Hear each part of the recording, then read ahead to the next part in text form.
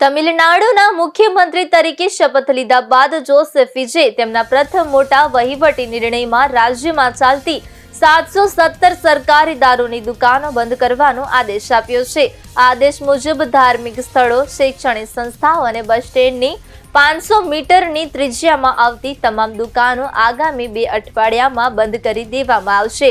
હાલમાં રાજ્યમાં કુલ 4765 દુકાનો કાર્યરત છે, જેમાંથી 276 ધાર્મિક સ્થળો પાસે, 186 શૈક્ષણિક સંસ્થાઓ પાસે અને 255 બસ સ્ટેન્ડ નજીક આવેલી છે.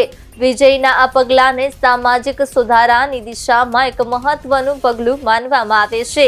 દારૂબંધીના નિર્ણય ઉપરાંત મુખ્યમંત્રી વિજયે જનતા માટે અન્ય લોક કલ્યાણકારી જાહેરાતો પણ કરી છે.